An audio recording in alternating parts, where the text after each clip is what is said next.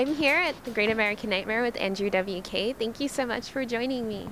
Happy Halloween, and thank you for having me on the program. Hey. Alrighty. So, you work really hard to inspire people and to live happy and positive lives. Please tell us about a time that you really needed inspiration, and where did you find it? Well, today, actually, there was a moment today when I was feeling a bit discouraged and just a bit challenged, really, on many levels, not just emotionally, but also physically, almost feeling like there was some great obstacle just to exist. And I think a lot of people can relate to that. There's those moments when it's not so much that you have a reason to feel down, you just feel down. And then I remembered that I wasn't dead, which was pretty uplifting unto itself. And then I remembered it was Halloween, which was extremely uplifting. And then I remembered I was going to be playing a concert with my best friends and in my band and crew here, and that really took it over the top. And then I remembered that we were here in Pomona at the Rob Zombie's haunted house. So there's always a lot to live for. There's always more than meets the eye, and it sometimes just takes that little extra effort. And even if it's not something as exciting as Halloween, there's something to be there, to be happy about. So just look for it, and odds are you'll find it. So you're a motivational speaker. Can you tell me a story that stands out in your mind where your words helped change someone's life? Well, I mean, you never know. That's up to someone else. You'd be better off asking almost anybody other than me. I'm just trying to, feel better rather than worse. But even in those moments when you do feel worse, there's something to be gained. There's something to be learned. There's some value there. And ultimately, I'm trying to cheer myself up. And with the hopes that whatever I do to cheer myself up might also cheer someone else up. And a lot of times what folks do to cheer themselves up, it cheers me up. There's a lot of cheer and cheering up going on. And that's good. That's good, because there's a lot of reasons to not be cheered up. But, just one cheerful feeling is enough to usually overpower all those less cheerful feelings. Have you ever had a touching moment with a fan? There was some touching. It was behind the knee, which I felt was a little intimate. And there was some sort of ringing around the waistband, which I thought was a bit awkward. I said, please stop touching my waistband. Now, of course, these were pants that were hanging up in the corner, and they were wringing their fingers around the waistband. But I said, please don't do that. You're probably going to get ringworm, because I always coat the inside of my pants with ringworm, just in case someone tries to feel them. And otherwise, I just try to spit in their direction, because I carry a lot of disease, a lot of bacteria. And most of it is not infectious so much, it's just very fragrant. If you've ever smelled a dying animal, if you've ever smelled ripe blue cheese, if you've ever smelled, the worst smell in the world, that's the smell of the bacteria in my mouth. And when I spit that and I eject it, the oxygen in the air, it amplifies that. It inflames those odors. And I'm not very proud of that. So which haunted house are you looking forward to the most? The haunted house of existence is the one I'm looking forward to and dreading the most. I'm not proud to say this. I'm very afraid of haunted houses. I had a very intense experience around the age of 12, where my mom and my younger brother and I, who was 4 years younger than me, so he was like 8 years old, we went through a haunted house in Michigan that was very intense, and it was similar to tonight, and it was very well produced, very detailed and very physical. There was folks jumping out of pitch black, going boo and ah and sometimes they would shake you, and I would shudder. And my mom was sobbing. She was really upset, and my brother was crying. He was obviously a little bit younger, and then I started crying, and that made my mom cry more, and then my brother cried more because my mom was crying, and we were just sobbing. And we actually had to be escorted out of the haunted house before it was supposed to be over. And I'm not proud of this. I'm actually quite ashamed of it. I'm not that brave in this way. Just the other night, in the hotel room, I was trying to find the bathroom, and Sherry Lilly, my wife, was coming from the bathroom. The lights were off, and she bumped into me, and I almost had a heart attack. But that's because it was pitch black, and I didn't know who she was. I mean, I figured that she was asleep. Who's this person that's found their way into our hotel room? But you never know, because I give out keys willy-nilly to a lot of different folks in the lobby, and the other band members. So anyone could be in that room, and that's not a place that you want to meet a stranger. You want to rest well, and you want to hope that no one is there to dwell. To take it back to the positive party vibe, do you have a happy favorite childhood memory of Halloween? I once dressed up as Dr. Lowe. Now, this is a great movie called The Seven Faces of Dr. Lowe. Have you heard of that movie? Yeah.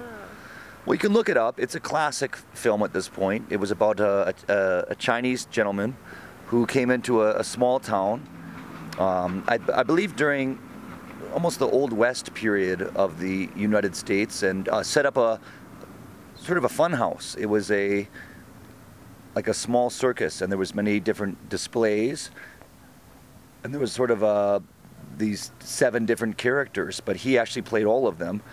It's a great movie. I don't know that it's on the internet or the computer, but it's certainly available on Amazon to buy on a DVD or to rent from different video stores.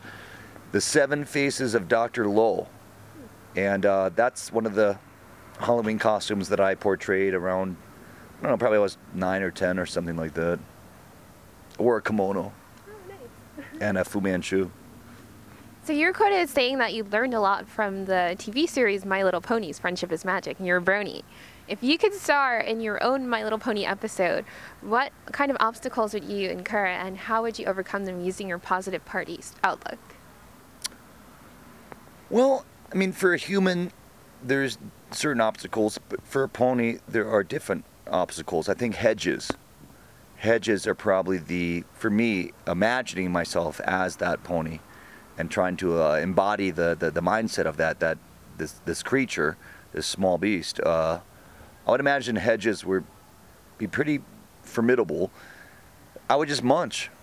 I would try to munch off the foliage first and foremost, the green leaves, the more floral portions of this plant, and then when there's twigs and branches left, I would stomp and try to sort of kick those down, and then whatever's left, I would try to catapult over. But a hedge can be pretty high, and depending how big the pony is, I mean, I'd say most ponies are no more than 5 feet tall at the peak of their ears or their head. This is a great beast, obviously very formidable, very strong. A lot of people underestimate a pony's strength. They're actually quite mighty. It's a mighty beast, so mind yourself and give this beast its proper due, and let it pounce where it wants to. Do you have any performance pet peeve? No, not really. When you're performing, you gotta just go with it. There can be sound issues or technical problems with instruments or your microphones or the sound in general, but you gotta try to find a way to play through. And it's not always fulfilling. I kind of think about it as if you're trying to cook a meal and the burner isn't working on your stove, you may end up eating raw egg.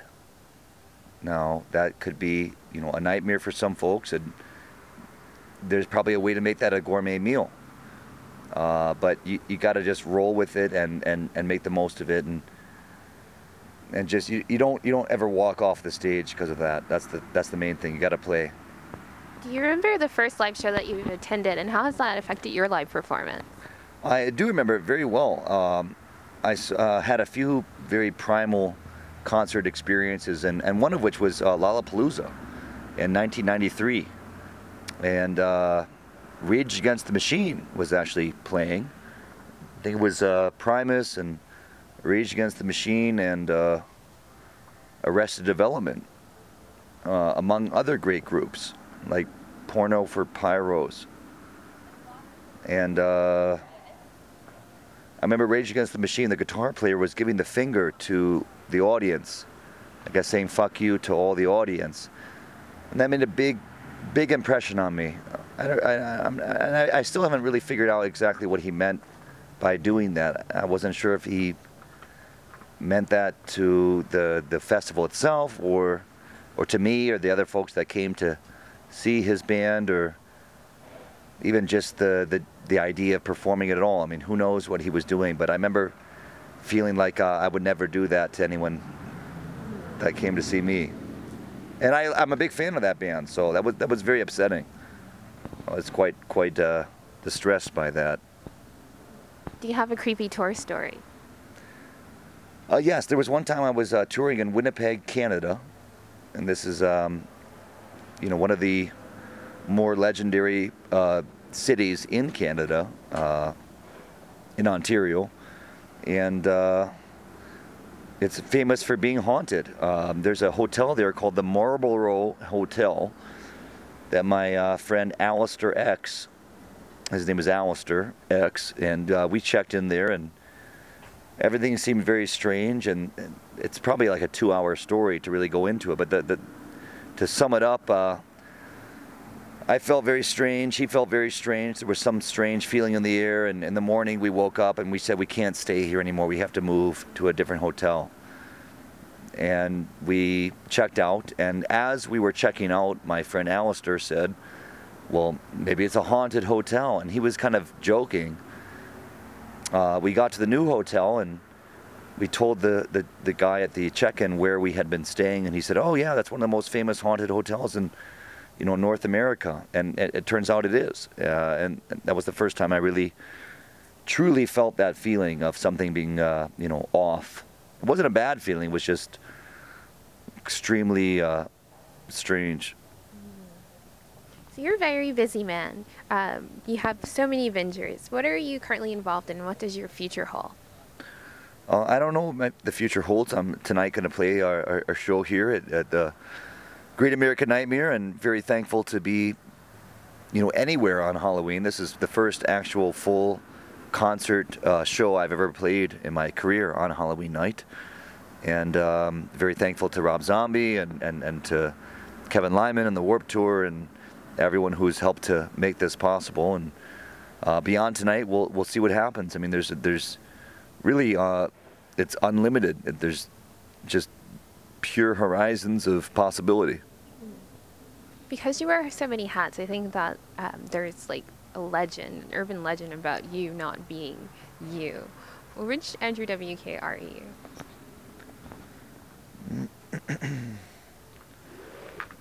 I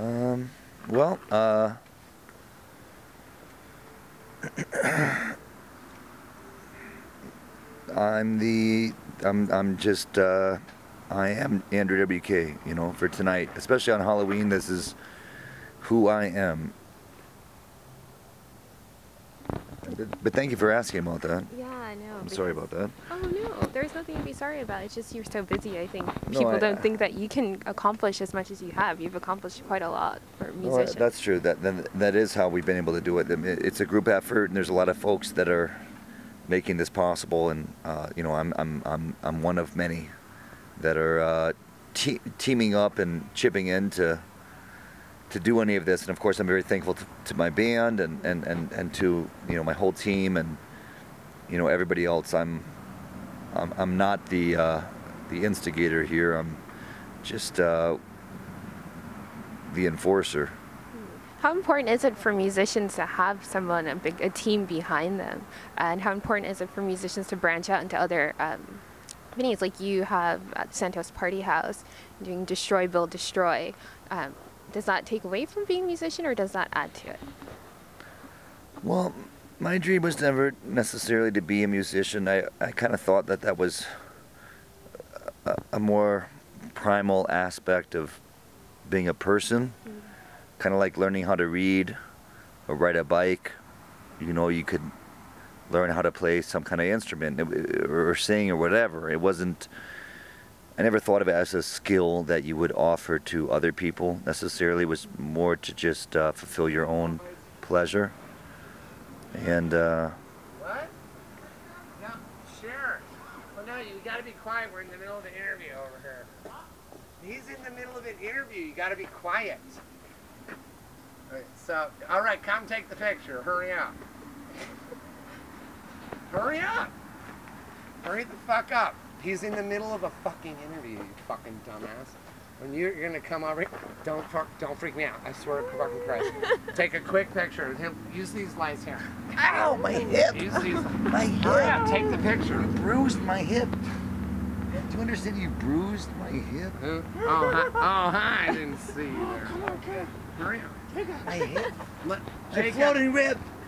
Come Rib on. that was once floating. Hurry up. It's been Take the lodged. fucking picture. You got a 24 gun. Why would you do Do you know how to do it? You're doing this to everyone. You bruised my... Did we get it? You got it? I want a selfie with you. Oh, are you guys in the middle of something? We are, but Oh, I'm so sorry. let's see if we can.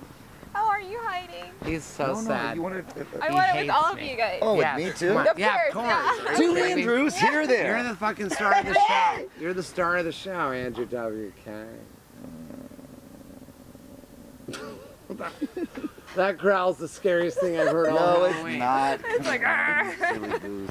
Yeah, actually, my ex coming up to the, I swear to God, I was in the passenger seat with my son, and my ex came up to the side, my window Popped was up. rolled down, just popped up, just to ask me if I had my phone charger. That was it. Do you have your phone charger? I'm like, oh! Are you fucking kidding me? Why would you do that? You didn't... Because that's what I did. I know, but you yelled. You That's yelled what I loud. did in real life. She scared the fuck. I said, that's the scariest thing I've ever seen. Oh. My own ex popping up at me. You popped up. she popped up. I think he. Don't even start. Please don't. Please don't get us I'm going. begging you. I'm not asking, I'm telling. When do you go on? You better get your fucking ass on I know. stage. Hurry up. Get your Get makeup the on. party started. Get your bloody makeup. Ow! That's my soft knee. I told you that was my tender knee. God damn it. Oh no! Now he has all the bacteria. I know. I've warned him about that before. He's like, Believe I me. enjoy the bacteria. Well, he's been many other places, and I said, there's a lot of bacteria there. There's a lot of bacteria. There's a lot of bacteria. And then he just went for it, and he'll suffer the consequences, I guess. All right, thank you so much for your All right, time and your thanks. positive Okay. energy. Thank you very so much. Enjoy. Happy Halloween. Thank you, you too. I look forward to your set. I got it. I got it.